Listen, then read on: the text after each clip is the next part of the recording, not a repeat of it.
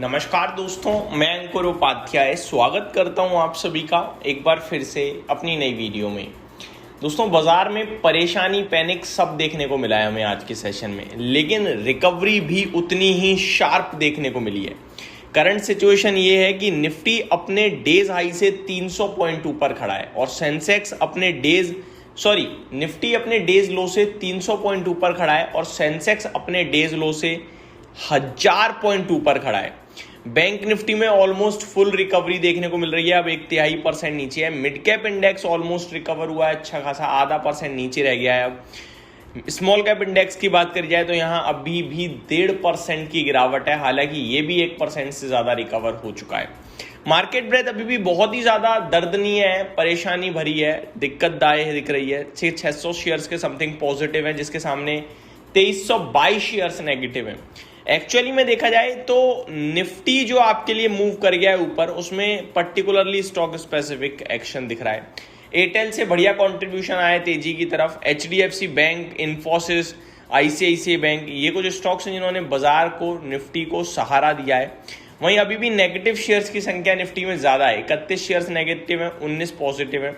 Top loser में power grid, Tata steel, SBI, Trent देखने को मिल रहा है। टॉप गेनर में टेक महिंद्रा, भारतीय एयरटेल, इन्फोसिस देखने को मिल रहा है आप सभी को। बात करें दोस्तों भारतीय बाजार की, तो इंपॉर्टेंट क्या है? इंपॉर्टेंट कच्चा तेल और रुपया है। रुपए की बात करें तो 96 रुपए 30 पैसे के समथिंग का हमने लो हिट करा है आज $1 के कंपैरिजन में। अब 96 की बात नहीं हो रही है, अब 97 की तरफ हम बढ़ने लगे बड़ी तेजी से। अभी भी अगर आप देखें तो 96 रुपए 24 पैसे 22 पैसे ऐसे रुपया ट्रेड कर रहा है। ये परेशानी नहीं तो क्या है? कमेंट्स जो आ रहे हैं वो ऐसे लग रहे हैं जैसे वॉर टाइप सिचुएशन बन रही है दोबारा से, जिनके ऊपर मैं आऊंगा आप सभी के साथ। अभी आप सभी के साथ मैं डिस्कस करना चाहूंगा कच्चा तेल। कच्चे तेल की बात करें तो $110 प्रति बैरल ट्रेड कर रहा है। कल 109 पे बंद हुआ था, कल यानी फ्राइडे को, अभी 110 है। तेजी देखोगे तो मात्र $1 की है, मात्र $1 की, 0.83% ऊपर है। लेकिन ये दर्द बहुत दे रहा है। क्यों? क्योंकि कुछ अच्छा नहीं हो रहा है, नीचे जाने के चांसेस कम हो रहे हैं, इसलिए पैनिक टाइप सिचुएशन बन रही है मार्केट्स में। अगर मैं आप सभी के साथ पूरे एशिया को डिस्कस करूं तो पूरा एशिया नीचे खड़ा है इस समय। यूरोप के मार्केट्स ओपन हुए हैं, ये लाल है पूरी तरीके से। अगर यूएस की बात करूं तो यहां एक बार फिर पैनिक टाइप सिचुएशन दिख रही है। डाउ जोन्स 325 पॉइंट नीचे है। नेस्डेक फ्यूचर्स में भी 100 पॉइंट्स की गिरावट है। S&P 500 फ्यूचर्स भी आपके लिए नीचे ही देखने को मिल रहा है। तो परेशानी तो चौतरफा दिख रही है दोस्तों, ऐसा नहीं है कि एक आध साइड से दिख रही है। बात करूं अगर आप सभी के साथ कुछ इंपॉर्टेंट अपडेट्स ही, तो सबसे पहले तो इजराइल कहता हुआ दिख रहा है कि किसी भी वक्त या फिर जल्दी से वॉर दोबारा रीस्टार्ट हो सकती है। प्रेसिडेंट ट्रम्प की तरफ से अपडेट आ रही है जस्ट आज 10 मिनट पहले, 1:30 के something. Trump claims Iran is eager to finalize a deal during Fortune interview. तो ये कब हो रहा है? क्यों ऐसे कहा जा रहा है प्रेसिडेंट ट्रम्प के द्वारा कि कोई ईरान जो है वो डील चाहता है? ये आप खुद रेगुलरली डील को कह रहे हो, लेकिन ईरान नहीं कह रहा है। तो चाहते तो आप हो, लेकिन फिर भी आप मान नहीं रहे हो बातें। और अगर ईरान की माने तो ईरान कुछ कह ही नहीं रहा है, और कुछ कह नहीं रहा है, कहता है तो नेगेटिव कह देता है, इसलिए बाजार नेगेटिवली रिएक्ट कर जाता है। कच्चा तेल आपका हाइस पे ही खड़ा है। सीनियर इजरायली ऑफिशियल्स ने कल चेतावनी दी, कल इन द मीन फ्राइडे को, warns of possible immediate return to war with Iran. तो हो सकता है जल्दी ही आपके लिए दोबारा से जंग शुरू हो ईरान के साथ। तो नेक्स्ट जो ये अपडेट्स हैं, ये अपडेट अच्छी नहीं थी, इसीलिए बाजार आपके लिए पैनिक कर रहा है। अब सवाल उठता है क्या करें दोस्तों? आज हमने 23,300 का लो लगा दिया है, जो कि अपने आप में काफ़ी ज़्यादा मतलब नीचे का पार्ट हो गया। आज जहाँ से हम घूमे हैं एग्जैक्टली इसी ने यही लेवल आपके लिए देखने को मिला था मई 13 को।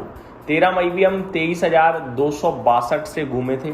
आज के सेशन में भी हम 23,317 से घूमे, तो 50 पॉइंट का दायरा रह गया, ऑलमोस्ट वहीं से घूमे हैं। अगर ये लेवल सपोर्ट का आया तो ठीक है, अदरवाइज टेक्निकल हो गए पूरी तरीके से डैमेज।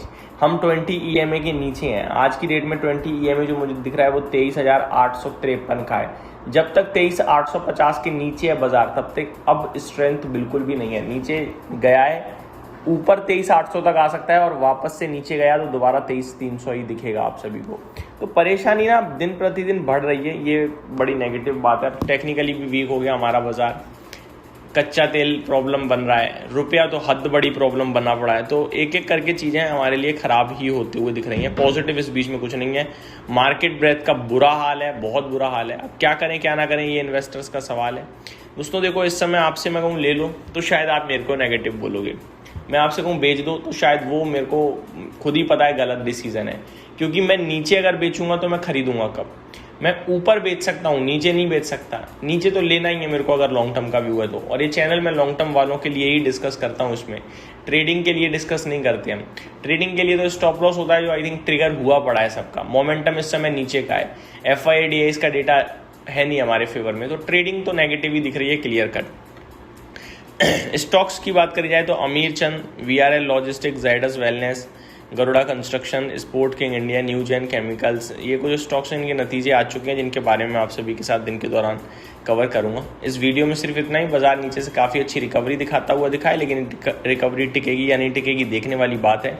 ब्रॉडर मार्केट में पेन ही देखने को मिल रहा है। Thank you so much for watching this video. Have a great day guys.